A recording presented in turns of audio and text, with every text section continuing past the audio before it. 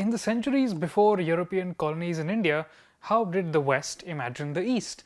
The answer lies in a dynasty called the Il Khans, who were Mongols who ruled Iran in the 1200s as rivals and contemporaries of the Delhi Sultanate.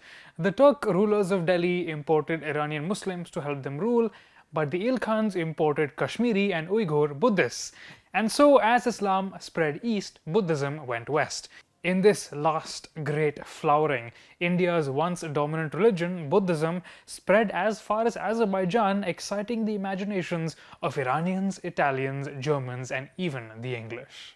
It's impossible to overstate how deep and how lasting North India's relationship with Central Asia has been, and how much we imagine as purely Indian stems from vigorous exchanges with the great grasslands.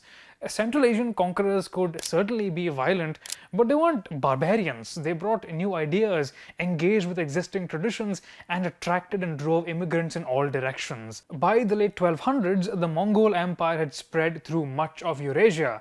After an initial wave of terror and brutality, Mongols were settling down to rule Iran, China, and the lands in between with great creativity. They made repeated attempts to seize the Gangetic Plains, but these were fended off by the Turkic sultans of Delhi. In Kashmir, though, they had a lot more success. The region was devastated by Mongol raiders who enslaved locals, looted cities, and set up puppet rulers. In the process, they created a political vacuum that allowed for the rise of a new Kashmir Sultanate, as we talked about in this video.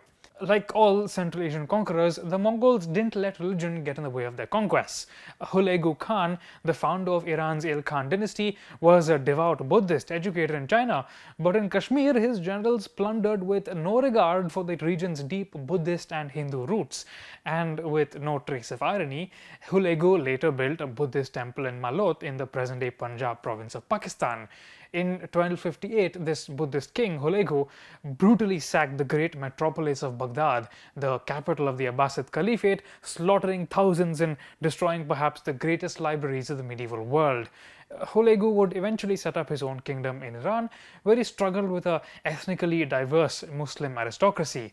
Of course, his sacking of Baghdad hadn't exactly made him any friends with them, so he encouraged immigrant scholars and experts to come to his court. Within a few years, he had representatives of all major Asian religions working for him: Nestorian Christians, Jews, Muslims, and most importantly for our story, Buddhists from Kashmir and present-day Xinjiang. By Hulagu's time, Buddhist leaders across Asia had been buttering up Mongol rulers for the better part of a century. In China, Hulagu's cousin Kublai Khan promoted Tibetan lamas to high offices and lavished them with gold and silk. Hulagu's Uyghur Buddhist nobles, as historian Roxanne Prasniak writes in Il Khanate Buddhism, Traces of a Passage in Eurasian History, advised him on medicine, agriculture, and governance. Some Uyghur monks even took breaks from their vows to join him in sacking Baghdad. Other Buddhists, especially Kashmiri masters, also worked for the Il Khans. These guys were a more intellectual and savvy lot. In the 1270s to 1280s, conflicts between the Il Khans and their cousins in Central Asia stemmed Uyghur migration.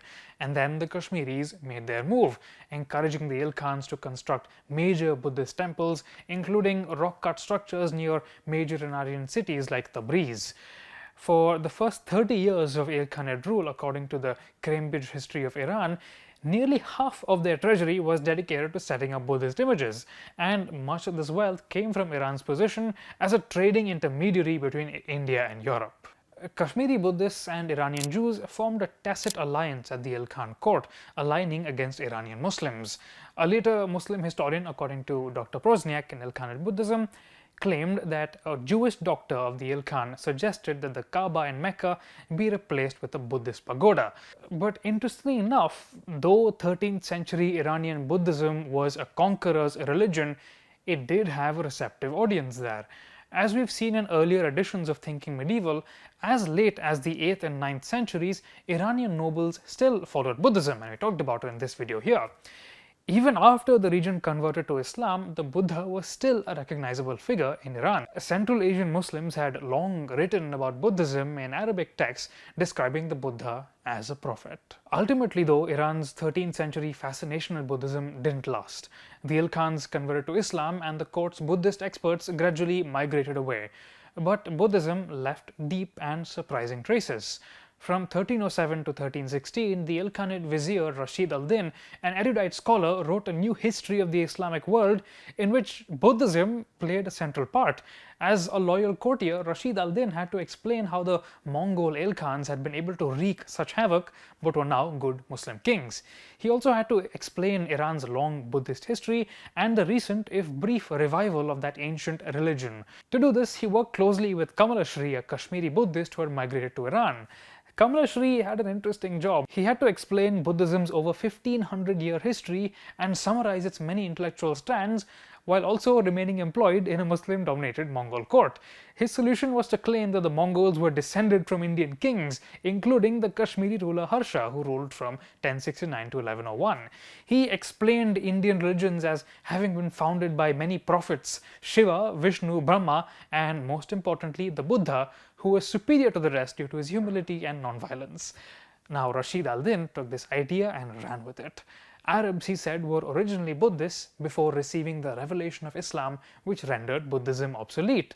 And because the Mongols were descended from Indians who had received the Prophet Buddha, they had a semi-divine right to rule, at least more than the Mamluk or slave dynasties of Egypt who were their rivals.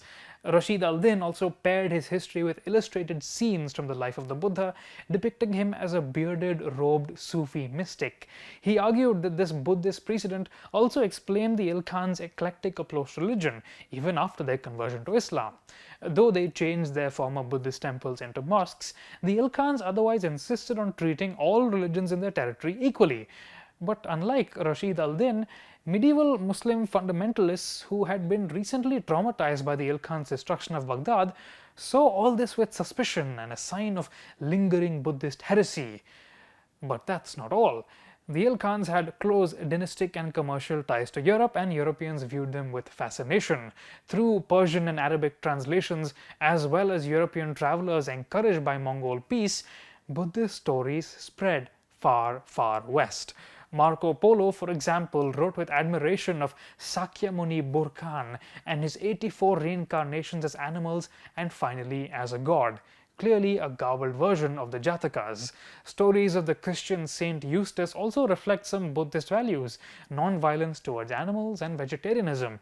In fact, as Dr. Prosniak writes, charity towards animals became increasingly admired in the Muslim world after the 13th century, possibly a result of that last brilliant flowering of Buddhism in the West. If you have questions or comments, we'd love to hear them. Follow us everywhere on social media. You can find me on Instagram at Anirbuddha and on Twitter at Ekaniseti. We'll see you next week.